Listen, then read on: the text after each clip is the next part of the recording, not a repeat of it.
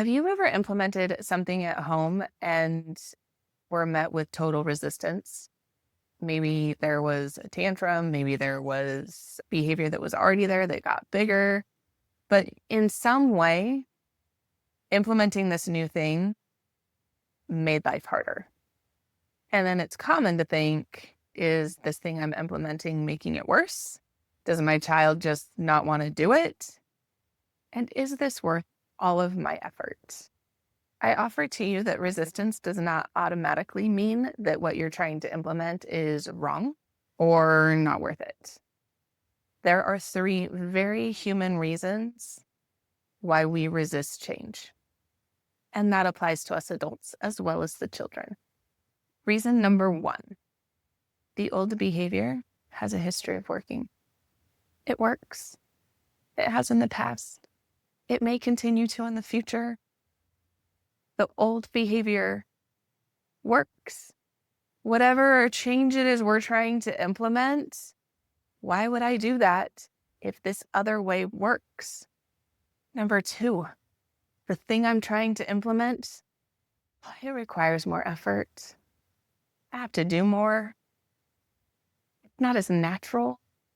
Now, if we actually sit down and think about it, maybe the new thing you're offering will be easier in the long run, but because the old way we were doing it is so practiced, we've been doing it for so long, I can do it without even thinking about it.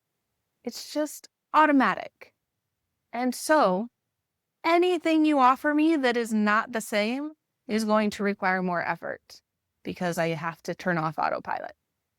And number three, resistance tends to increase if it's someone else asking us to change.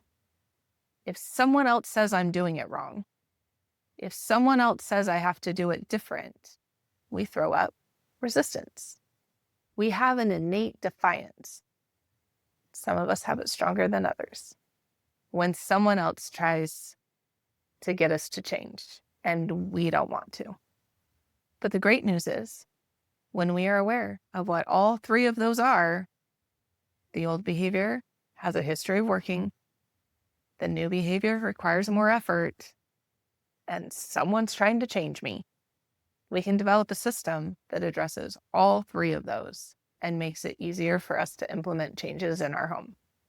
So, before deciding that your child is unwilling, consider whether the old behavior just has a history of being effective, whether the new behavior is requiring an excessive amount of effort or any extra effort, and whether or not you invited the child into the process of change. In this month's workshop, we are diving deeper into those three reasons why resistance comes up when we try to implement change. We will look at a process for how to introduce change, teach the new process, how you want to respond when the child uses the old process, and create a plan that you can use in your home.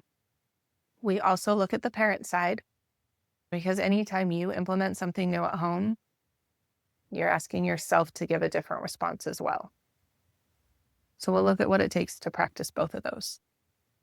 Follow me below and join us this month in the harbor.